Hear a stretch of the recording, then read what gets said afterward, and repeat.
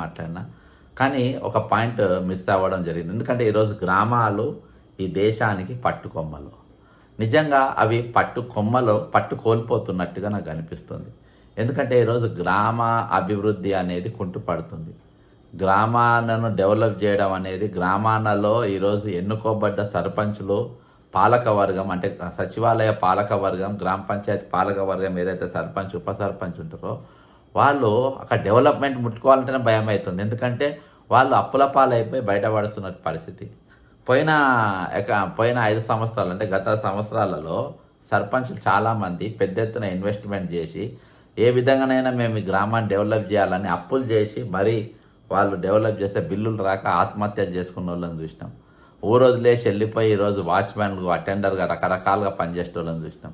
అయితే గత 5-6 నెలల కింద కొత్త ఇది వచ్చిన తర్వాత ముఖ్యమంత్రి రేవంత్ రెడ్డి గారు మరి ఒక వాగ్దానం ఇచ్చిండ్రు.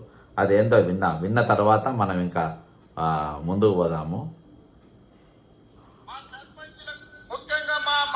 సర్పంచులకు ఇంజనీరింగ్ చదువుకున్న ఆడబిడ్డలు కూడా ఈ రోజు సర్పంచులుగా గెలిచి ఉద్యోగాలు వదులుకొని ఈ రోజు ప్రజా జీవితంలోకి వచ్చారు. వాళ్ళందరికీ నా సూచన ఒక్కటే, ఈ గ్రామానికి ఏం కావాలనో మీరు ప్రణాళికలు సిద్ధం చేసుకోండి.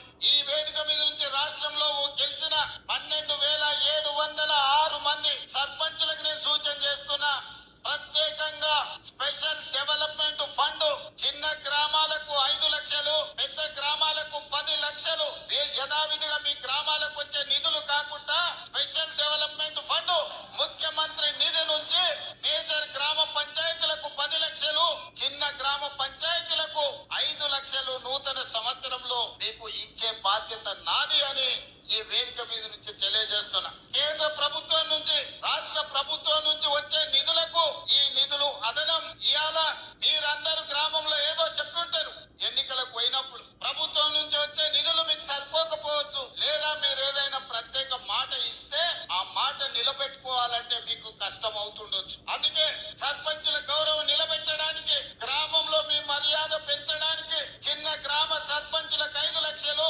పెద్ద గ్రామ సర్పంచులకు 10 లక్షల రూపాయలు స్పెషల్ డెవలప్మెంట్ ఫండ్ నుంచి ఎమ్మెల్యేలకు సంబంధం లేకుండా, ఎంపీలకు సంబంధం లేకుండా, మంత్రులకు సంబంధం లేకుండా ప్రత్యక్షంగా ముఖ్యమంత్రి నుంచి సర్పంచులకు నిధులు పంపించే బాధ్యత నేను తీసుకుంటా. ఈ కొడంగల్ వేదిక మీద నుంచి మా సర్పంచులందరికీ నేను విజ్ఞప్తి చేస్తున్నా, ప్రణాళికలు సిద్ధం చేసుకోండి. మీరు ఇచ్చిన మాట నిలబెట్టుకోవడానికి మీ గ్రామంలో దీర్ఘకాలికంగా వాయిదా పడుతున్న సమస్యను పరిష్కరించుకోవడానికి మీరు ఈ నిధులను ఉపయోగించండి. దాంతో మా సర్పంచ్ గారు ఇచ్చిన మాట నిలబెట్టుకున్నారు. ముఖ్యమంత్రి గారి నుంచే డైరెక్ట్ గా ప్రత్యక్షంగా నిధులు తెచ్చుకోగలిగిన మా సర్పంచులని మీ గౌరవం నిలబడుతుంది, మీ మర్యాద పెరుగుతుంది. అందుకే ప్రత్యక్షంగా ఈనాడు ఈ గ్రామ సర్పంచులకు నిధులు ఇవ్వాలి అని నిర్ణయం తీసుకున్నాం. మా సర్పంచులకు, ముఖ్యంగా మా మహిళా సర్పంచ్, ఇది కోడంగల్లా ఈయన గెలవంగానే అంటే సర్పంచ్లు గెలవంగానే దాదాపు 3-4 రోజులకే పెట్టినటువంటి మీటింగ్. ఈ మీటింగ్లో ముఖ్యమంత్రి రేవంత్ రెడ్డి గారు ఇచ్చినటువంటి వరాలు ఇవి. కానీ ఈరోజు తీరా అధికారంకి వచ్చిన తర్వాత ఇది 24 డిసెంబర్ 2025 అంటే సంక్రాంతి అప్పుడు, న్యూ ఇయర్ అప్పుడు ఇస్తా అన్నాడు. ఎప్పుడైపోయింది? జనవరికి వెళ్ళి ఇవాళ 7వ నెల నడుస్తుంది. 7 నెలలు అయిపోయింది, ఇవాళ దాకా ఒక పైసా ఇవ్వలే. ఇక పైన దాని మీదకి వెళ్ళి ఇంకా భయంకరం ఏంటంటే 70% కేంద్ర నిధులు వస్తాయి. ఈయన ఏమన్నాడు ఇప్పుడు? మనం అందుకనే మొత్తం స్పీచ్ వినిపించాను.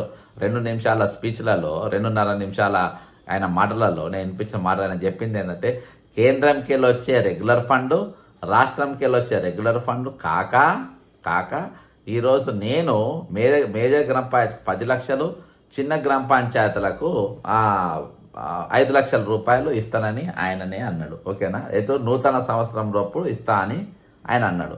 ఈరోజు ఎన్నికలు జరిగిపోయి దాదాపు 8 నెలలు అవుతుంది. డిసెంబర్లో జరిగిన ఎన్నికల్లో డిసెంబర్ 24వ తారీఖు రోజు ఈ స్టేట్మెంట్ ఇచ్చిండు. తన సొంత కొడంగల్ నియోజకవర్గంలో సర్పంచ్లు అందరినీ పిలిపించి మీటింగ్ పెట్టించి ఆడేది ఇస్తానని చెప్పింది. ఇవాళ వరకు ఏమి ఇవ్వాలి. పైగా కేంద్రంకి వెళ్ళి ఒక 70% నిధులు వీళ్ళకి వస్తాయి. మూలిగా నక్క మీద తాటికాయలు ఎట్టట్లా పడ్డాయో మీరు ఒకసారి దాన్ని కత్తింటే మీకు అర్థమైపోతుంది. ఈరోజు కేంద్రంకి వెళ్ళి 70% రోడ్లకు అనేది మరి ప్రభుత్వ స్కూళ్ళల్లో బాత్రూమ్ల కోసం అదేంటా మరి ఆశా వర్కర్లకు బాత్రూమ్ల కోసం ఇట్లా అక్కడ డెవలప్మెంట్ కోసం అదే ఇంకుడు గుంతల కోసం అలా రకరకాల కేంద్ర ప్రభుత్వంకి వెళ్ళి 70% వీటికి 70% వాళ్ళు ఇస్తారు, 30% ప్రభుత్వం ఇవ్వాలి. అయితే వీళ్ళు గ్రామాలలో మీరే ఇవ్వాలి అని చెప్తున్నారు.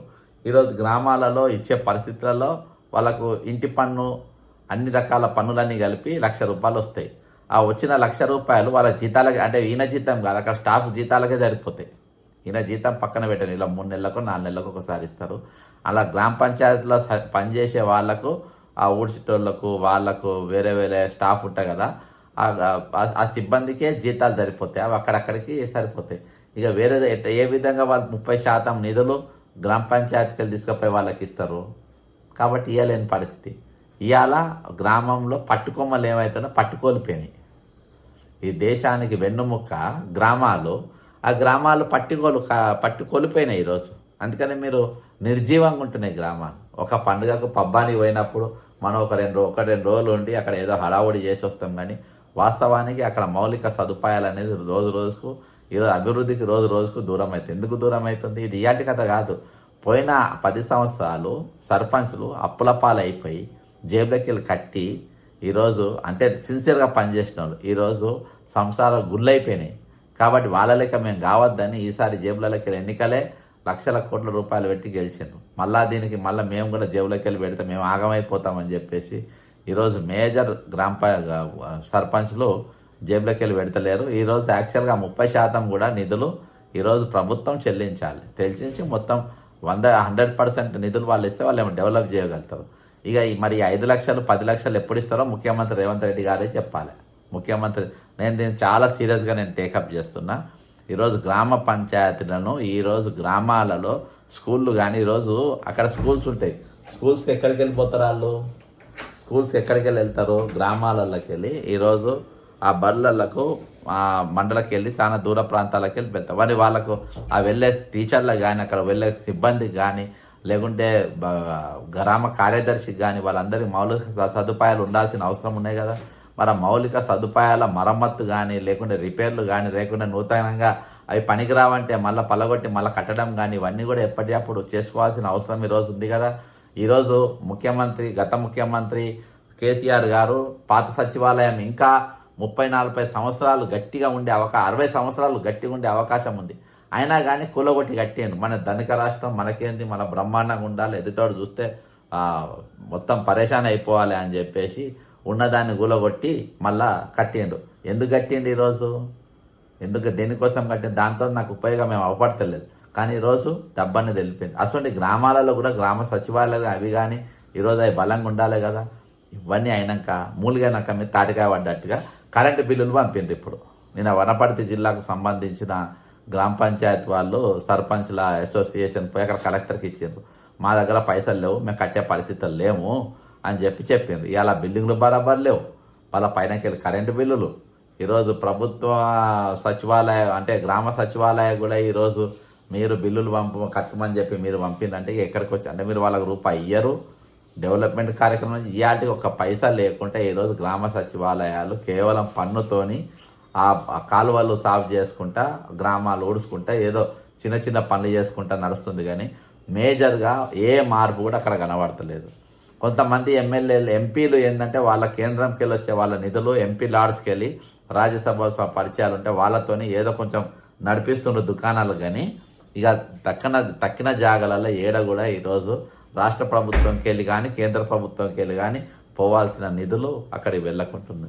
ఖచ్చితంగా మేము దీనిపైన వర్క్ చేస్తాం. దీనిపైన అసలు కేంద్రంకి వెళ్ళి వచ్చిన నిధులన్నీ ఆ 70% నిధులు వీళ్ళకి అందలేదు, అవి వాపసు పంపినరా లేకుంటే వీళ్ళు డైవర్ట్ చేసి వాడుకున్నారా అనేది ఖచ్చితంగా తవ్వి దీని వెనుక పడతాం. ఖచ్చితంగా ఈరోజు గ్రామాల సర్పంచ్ల వెంబడి కానీ లేకుంటే గ్రామ సచివాలయ వాళ్ళ వెంబడి స్టాఫ్ వెంబడి మనం ఖచ్చితంగా పాలకవర్గం వెంబడి మనం ఖచ్చితంగా నిలబడాల్సిన అవసరం ఉంది. ఆ పట్టుకొమ్మలను బలంగా చేసుకోవాల్సి ఉన్నది. ఆ పట్టుకొమ్మలు ఇంకా బలిష్టంగా చేసుకోవాల్సి ఉన్నది. అది బలంగా ఉంటేనే మన రాష్ట్రం బలంగా ఉంటుంది. నినాదాలతో ఆత్మగౌరవంతో ఏది ఆత్మగౌరవంతో మనకు అన్నం దిగది. ఆత్మగౌరవం కోసం, స్వయం పాలన కోసం తెలంగాణ తెచ్చుకున్నాం, అయిపోయింది. రోజు పందిరిగా దండించుకుంటున్నాం. అర్థమైందా? రోజు ప్రతి దానికి ఎన్నిసార్లు అడిగిన వాళ్ళకి వినబడది, ఎన్నిసార్లు చెప్పిన వాళ్ళకి వినబడది, ఎన్ని తీర్లు చెప్పినా వినబడది. ఈరోజు తెలంగాణ ఏర్పడిన నేటి వరకు ఇద్దరు ముఖ్యమంత్రులు చాలా స్పష్టంగా, చాలా బ్రహ్మాండంగా చెప్పేదంటే అబద్ధాలు, పచ్చి అబద్ధాలు బ్రహ్మాండంగా చెప్తారు. వాళ్ళు చెప్పినంత బాగా ఎవరు చెప్పలేరు. అబద్ధాలు మాత్రం సునాయాసంగా చెప్తారు. రియల్ నాకు సిగ్గు అనిపిస్తుంది అబద్ధాలు విన్నా, అబద్ధాలు మాట్లాడలే, కానీ నాకు సిగ్గు అనిపిస్తే కానీ ఆ రెండూ లేకుండా బ్రహ్మాండంగా మాట్లాడుతున్నటువంటి పరిస్థితి. కాబట్టి దయచేసి దీనిపైన మీరు కామెంట్ చేయండి, షేర్ చేయండి. మీకు ఈ వీడియో నచ్చినట్లయితే ఫార్వర్డ్ చేయండి. జై తెలంగాణ, అమరవీరులకు జోహార్.